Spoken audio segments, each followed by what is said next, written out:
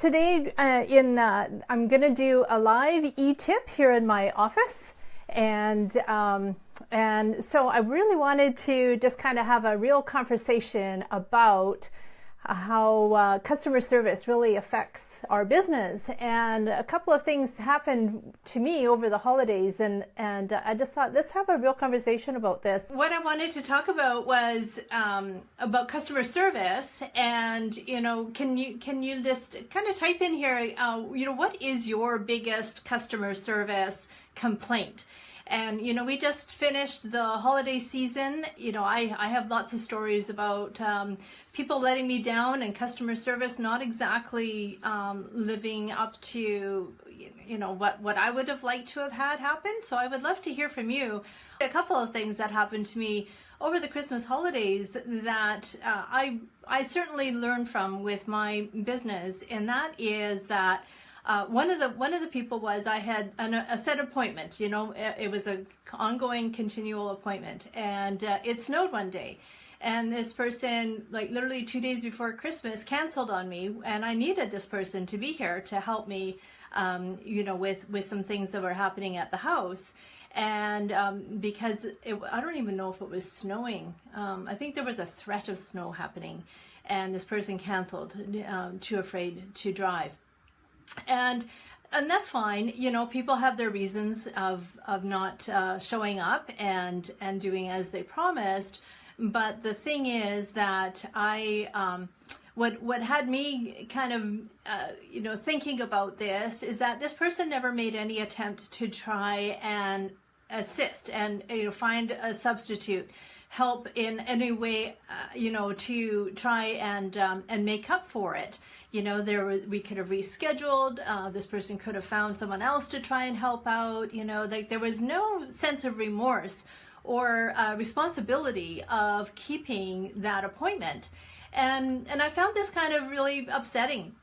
And it almost made me feel like, okay, I'm going to, find a replacement and, buy. I think that's a lesson to be learned by, by all entrepreneurs, is that, things do happen. There's reasons why we have to cancel or postpone or not deliver as promised.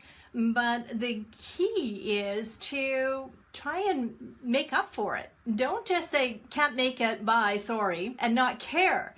And so I think that's a big thing about customer service, is caring about the person that you are serving, whether it's a group of clients or customers or just one single person. Caring about how you deliver and how you come across to them is super important. What thing happened with me was that on this past Friday, we had here in Abbotsford, we had a big ice storm happen. And the ice storm caused power outages, and not just in our local area, but practically almost the whole city was out because the power lines were laden with ice, and it snapped the trees, and the trees fell on the power lines, and it was a big mess. And luckily our power was only out for about 10 hours or so, but a lot of other people, it was out for days. And it was on a weekday, it was on a Friday, and it was really disturbing me that I couldn't work. Like, when your power is out, you don't have anything. All I had was my cell phone, and I could, send text messages and check my email, but very limited as far as how I can operate. I had posted on Facebook about how our power was out and how aggravating this was and how frustrating it was. I couldn't get things done that I wanted to do. And I found it kind of interesting, although understandable, how a lot of people had responded saying, well, take it as a sign, this means that you should be resting and relaxing, go read a book. And they're all kind of taking it very nonchalantly. And I'm going, okay, yeah, but, you run a business? Because if you ran a business and understood the kind of pressures and sense of responsibility that we should have as a business owner, then this is something that is very frustrating and very upsetting. And so, as well intentioned as those comments were, it not that I was expecting anybody to come up with any kind of a solution. It wasn't what I needed to hear at the time, telling me, well, it was a sign that you should be, resting and relaxing. But the thing is that there were other people here in Abbotsford. I mean, think about it, all the restaurants that had to shut down. And, thousands and thousands of dollars of business, of revenue that was lost. I know that there was Nature's Pickens down in just near Sumas, and I think they were down for like at least a day or two, and very stressed out, and rightfully so. Not only were they losing business, but with the power out, things were freezing. They weren't getting any sleep. They were down there, watching, carefully if any damage was happening to the area, to their store, and all that kind of stuff.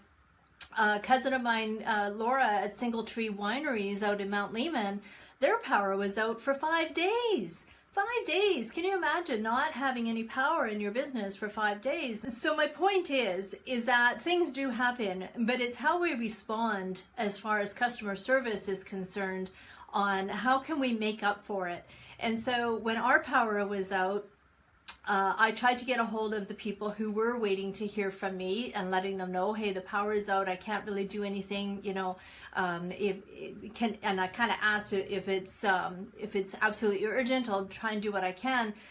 If that were the case, if there was something absolutely urgent, I would have grabbed my laptop and found a restaurant open that had a seat available that had Wi-Fi, and at least tried to get some work done at that point. But it turns out that that wasn't necessary, but it did put me behind. And I had to ask for forgiveness quite a bit the next day about, being delayed because of that power outage, and, on top of all the Christmas stuff that was happening too. And so I want to hear from you about your stories about, not necessarily the power of being out, but about customer service. I think sometimes it's easy for us to complain about the lack of customer service, but I would like to take this opportunity to flip that around and find out, okay, how can we learn from this as an entrepreneur, as a business owner? Yes, we get frustrated when people don't deliver, when they aren't being held responsible for what we expect them to be doing, and when they seemingly don't care about what is happening. How can we learn as a business to make sure that people don't feel that way about us? I just thought I would share a few tips that I have on this subject, but I would love to hear from you as well. And I have to tell you, from our experience here at eVision Media, we've been around for, 16, 17 years, give or take. And customer service, I have to say, is probably one of the number one reasons why our business was built on referrals. And because we make sure that our customers are happy. And if we make a mistake, we own up to it and apologize and do whatever we can to make up for it. And nobody is mistake free. That just happens. And when things get delayed, I find honesty is the best policy. We had worked with a new client in the States for the last little bit, doing a custom graphic design item for that person, and due to circumstances beyond my control, we were quite delayed in delivering this project. And honesty was the best policy. I told this person, what was happening. It was a personal issue that I couldn't control, and to do with another team member.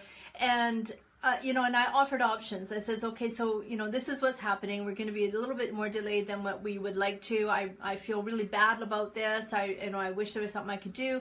My only other option is to find somebody else on my team to do this.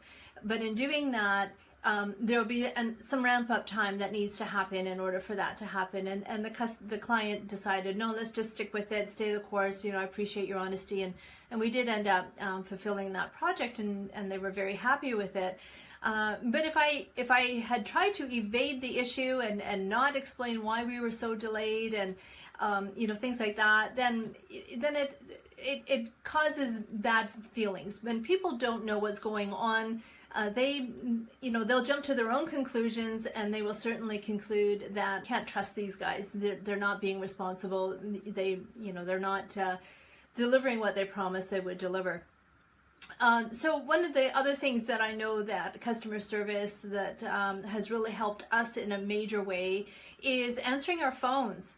It's incredible how so many people just don't even use their phone anymore. Like, if you don't text them, then you might as well not even be bothering doing business with them.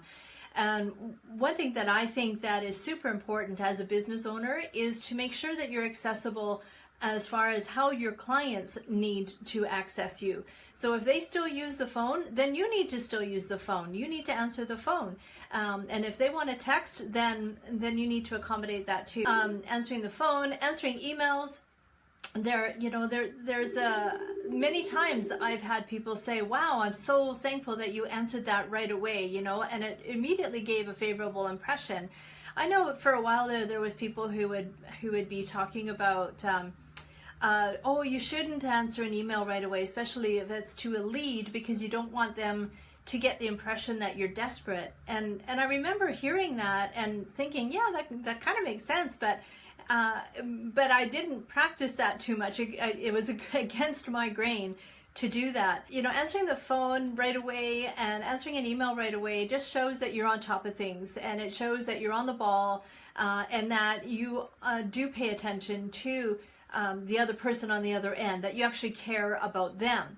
And earlier today, I had shared a post on my personal profile, and it was about being responsible when it at all times, and not just when it was convenient. And I think that was so very, very true, is that just because it may not be all that convenient to us doesn't mean that we should just not do it and say forget about it. So those are things that I know a lot of our clients are really on top of as well. They're very good at customer service and answer the phones and answer their emails, which is fabulous. But then other people that we deal with, it's like I'll email them and a week later I might hear back, and it's very frustrating for me because we can't continue on. We can't keep moving on until we get back that information. So it works both ways. Another thing that I think is super important about that customer service and not letting people down is to avoid over-promising. I see this a lot in marketing messages on sales pages and email campaigns where typical marketing jargon is being used. These superlatives of, get extraordinary results, or be the best, or become a master at this. But the product or program that is being delivered really does not deliver you to be a master at, or you don't get all that information. It really is not. You're over-promising and under-delivering, and what's happening is that those typical marketing messages it's become norm, and people are afraid not to use those kinds of words and that kind of languaging for fear that they're going to not promote the benefits of what their product or program is. And I think that it's starting to turn around. I hear a lot of conversation on Facebook about, people getting really sick and tired of these fake marketing messages, of the phoniness, and they really want to hear more authentic sounding messages. So that to me would be my advice to you, is to be more authentic in your sales pitches and your marketing messages, and less about focusing on what's the word of the day, what's the languaging that's going to overhype the product or service that you're delivering. And that's not to say not to still put some marketing expertise into your messages. Just don't overpromise, because you have to be realistic. If it's a $47 program, you shouldn't be promising that somebody will become a master at something, right? And so if it's a $10,000 program, then yes, I would expect to be a master at whatever it is that you're selling. So don't use the same languaging for your $27 programs as you would if it were a $100,000 program. At the end of the day, the biggest thing that I try to do, I know I'm not perfect at this either. At all of these things that I've talked about, I'm guilty of. And so this message is also for me too, is a reminder on, what is that foundation that helps build a very successful business.